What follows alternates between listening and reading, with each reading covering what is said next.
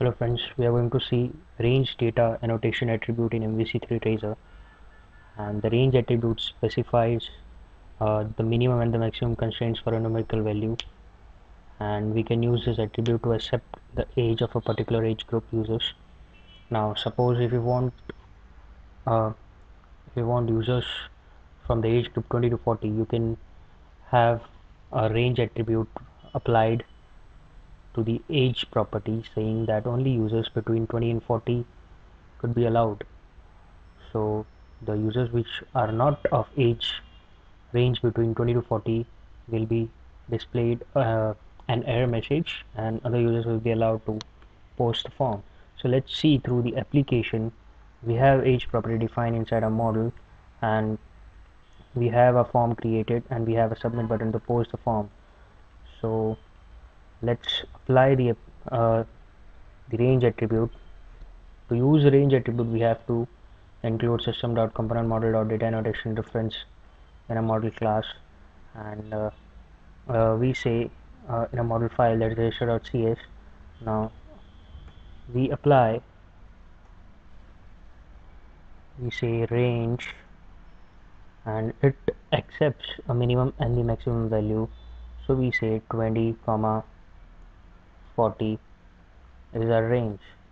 So let's run the application and see how it behaves. So we have a form, and let's put age somewhat 14.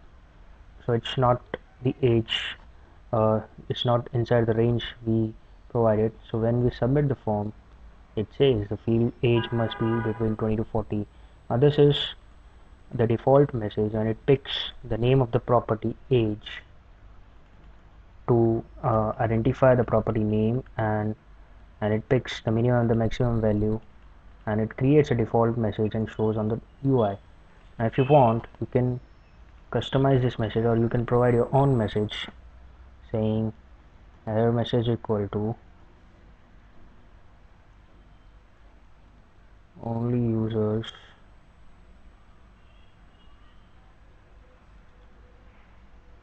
between 20 and 40. So now let's run the application and see whether the message provided by us is displayed on the UI or not. So when we run the application, we have the form. Now I provide the age which is greater than the maximum value, so I provide 43, a maximum is 40, and I submit the form.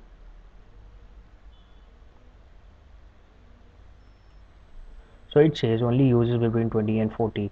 So the error message which is specified by us is displayed on the UI. So by this way we can provide error message as well, we can provide the minimum and the maximum value as well. Now if you want to pick the error message from resource files, you have mechanism for that, and for that we need to specify error message resource type. Inside that uh, we say it is of type multi is basically the name of our resource file. You can check here, we have a folder that is multi resources, and we have included its reference as well. So we have a multi.resx file, and the error message is of type this,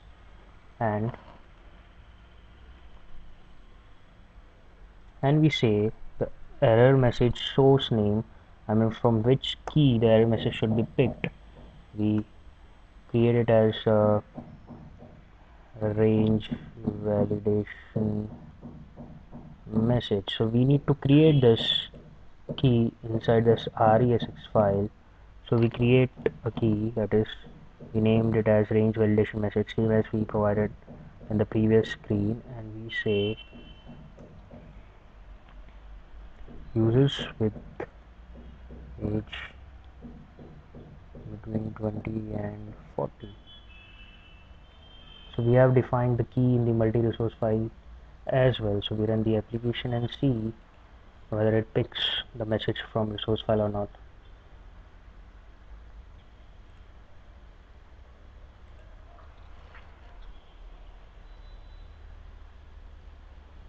the form is ready, and I put age, that is 45, which is greater than the maximum value, and I submit. So it says user with age between 20 and 40s are allowed.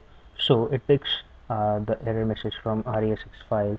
So by this way we can also pick the error message from RESX files as well, so that we could show the error message in different languages as well.